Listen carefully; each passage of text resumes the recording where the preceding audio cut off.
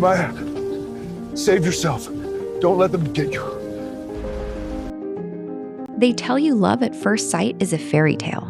They tell you it is just dopamine, a trick of the mind, a desperate projection of lonely people. They are wrong. I knew I would marry Maya the exact second our eyes met across that crowded, rain-slicked train platform. It wasn't a gradual realization. It was a violent chemical reaction. It was an instant, unshakable certainty that rewrote my entire universe in a single heartbeat. I was standing near the edge of Platform 4. The midnight commuter rush was a blur of gray coats and tired faces. But Maya was different. She stood completely still, wearing a striking emerald green coat that seemed entirely too vibrant for this decaying city. When she turned her head and looked at me, the noise of the station simply vanished. Her eyes were wide, a piercing, hypnotic hazel, carrying a terrifying mixture of profound sadness and absolute recognition. She didn't smile. She just stared at me, as if she had been waiting for me her entire life.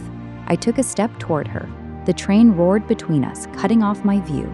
The metal cars flashed by like a shutter on a camera. Blackout, light, blackout, light. My heart was hammering against my ribs.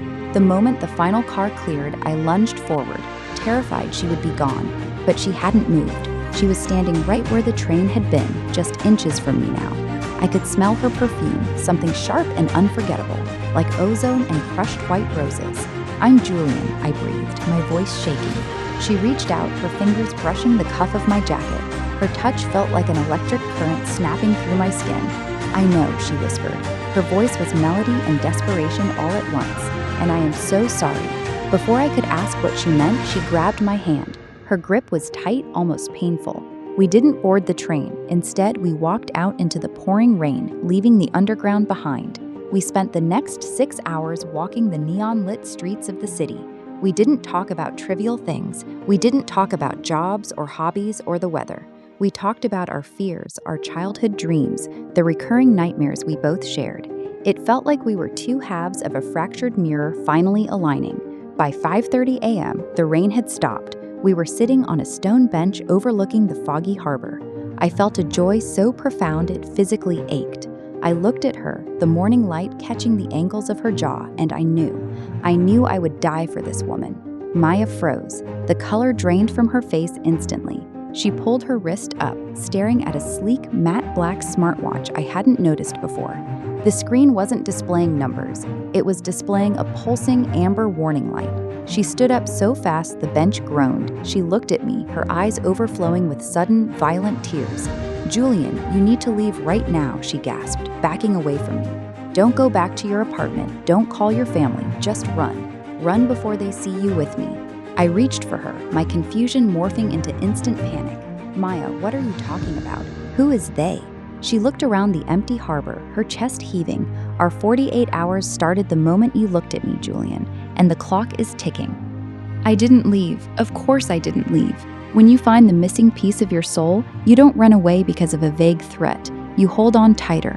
I chased her through the waking city streets, catching her by the arm in a narrow brick alleyway.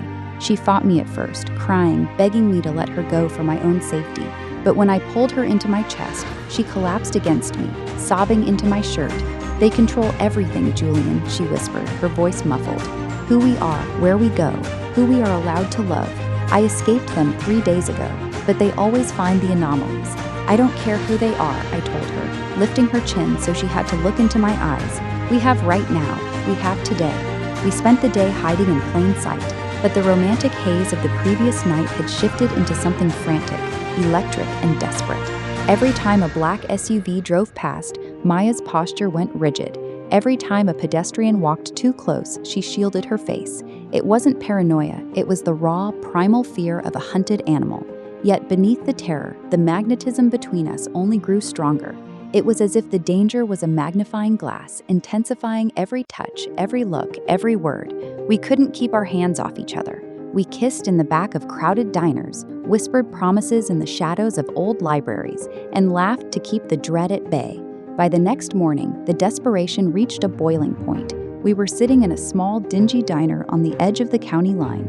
"Let's do it," I said suddenly, setting my coffee cup down. Maya looked up, her eyes tired but sharp. "Do what? Get married, right now. there's a municipal courthouse 3 blocks away. Let's bind our lives together. If they are coming for us, let them find us as one." She stared at me, her breath hitching.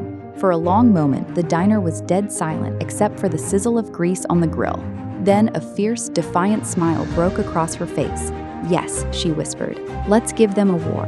20 minutes later, we were standing before a tired-looking justice of the peace. We didn't have rings, so I took a piece of silver foil from a gum wrapper and twisted it around her finger. She did the same for me. When the judge pronounced us husband and wife, I kissed her with a ferocity that made the old judge gasp. We were married, we were safe, or so I desperately tried to believe. We checked into a secluded, mid-century motel under assumed names. The room smelled of old wood and lavender. For 3 hours, the world outside ceased to exist. There was only the warmth of her skin, the rhythm of our breathing, and a love so absolute it felt ancient. We had defied them. We had won. At 4 p.m., Maya was asleep, her breathing peaceful for the first time since we met. I quietly stepped out of the bed to grab some ice from the machine down the hallway. When I opened the heavy wooden motel door, I froze. Taped directly to the outside of the door at eye level was a pristine white document. I reached out, my fingers trembling, and pulled it off the wood. It was a certified copy of the marriage license we had signed just hours ago. The ink from the courthouse stamp was barely dry, but across our names, a massive, jagged X had been drawn in thick, dripping red ink. Below our signatures, typed in a cold, sterile font, were 4 words: "Union denied, asset liquidated." The paper crumbled in my fist. A cold sweat broke out across my neck, turning my blood to ice. I slammed the motel door shut, throwing the deadbolt. "Maya, wake up! We have to go now," I yelled, my voice cracking with panic. She bolted upright, her eyes instantly darting to the balled-up paper in my hand. She didn't ask questions. She didn't cry. The fragile peace we had built over the last few hours shattered instantly, replaced by the cold, survivalist instinct she had worn when we first met. "They're here," she said, her voice deadpan. "How did they find us?" I threw our clothes into our duffel bags, my hands shaking so violently I dropped my wallet. "We used cash. We used fake names. It doesn't matter," Maya said, throwing on her emerald coat. "The rings, the digital registry at the courthouse. The moment the judge logged the marriage certificate into the county database, a flag went off in their grid. They don't just watch us, Julian. They own the infrastructure." We sprinted out the back exit of the motel, bypassing the main lobby. The sky had turned a bruised, violent purple as evening fell. We ran down the concrete stairs into the subterranean parking garage beneath the motel complex. It was dark, smelling of exhaust and stagnant water. Our beat-up sedan sat under a flickering fluorescent light. I unlocked the doors and we threw ourselves inside. My breath was coming in short, ragged gasps. I jammed the key into the ignition and turned it. The door locks didn't just engage, they slammed into place with a terrifying mechanical finality. I grabbed the door handle and pulled. Nothing. I hit the electronic unlock button on the armrest. The button was completely dead. "Julian." Maya's voice was a whimper. I looked over at her. Her eyes were fixed on the digital dashboard touchscreen.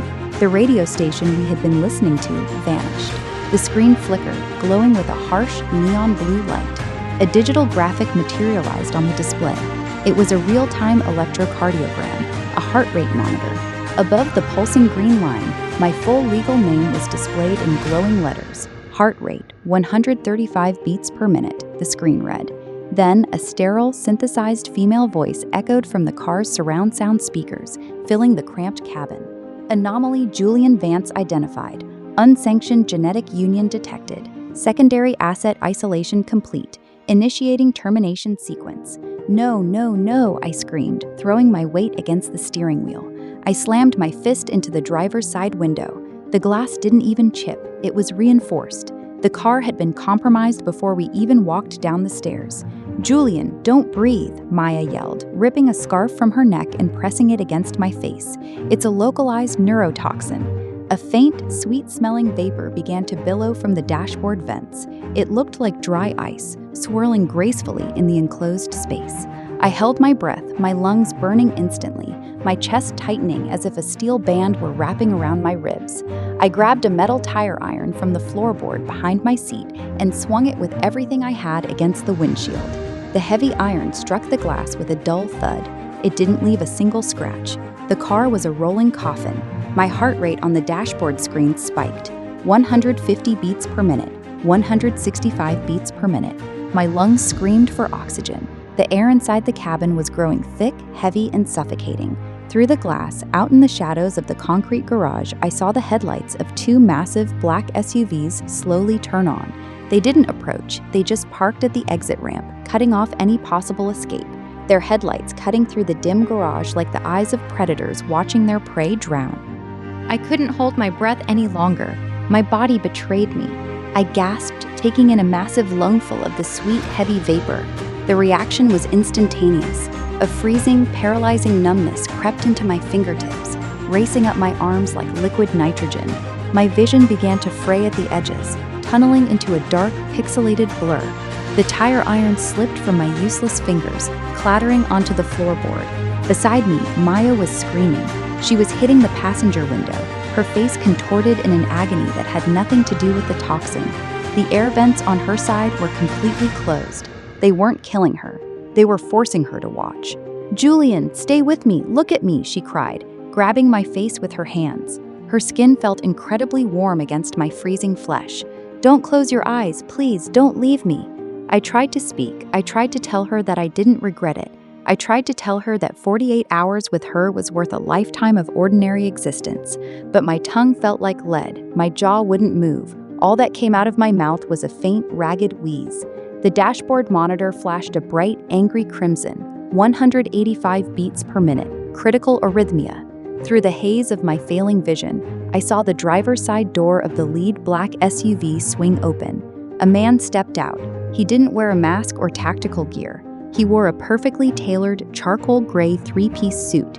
He walked toward our trapped car with a slow, measured, entirely casual pace, his leather shoes clicking softly against the damp concrete. He stopped just outside Maya's window. He reached into his breast pocket and pulled out a small metallic device shaped like an antique key. He held it up to the glass, pressing a single button. The passenger door swung open. The cool, untainted air of the garage rushed into Maya's side of the car, but the barrier between our seats kept the toxin firmly locked on mine. The man in the suit looked down at Maya.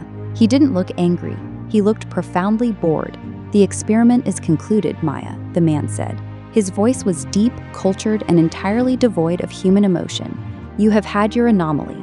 It is time to return to the baseline." Maya stopped crying.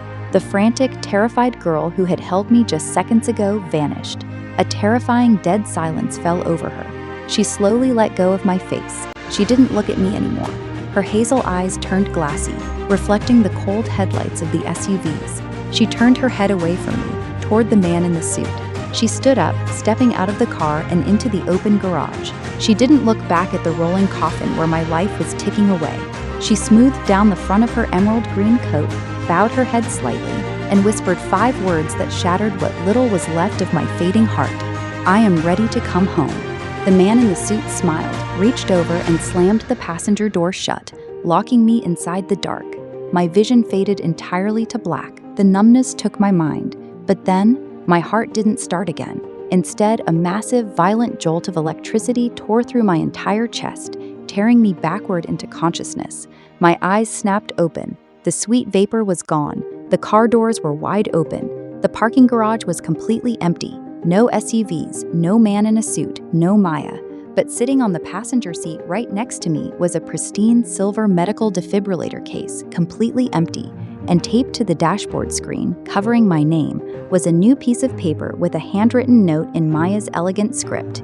"They think you are dead. You have exactly 24 hours to find me before they realize you're not."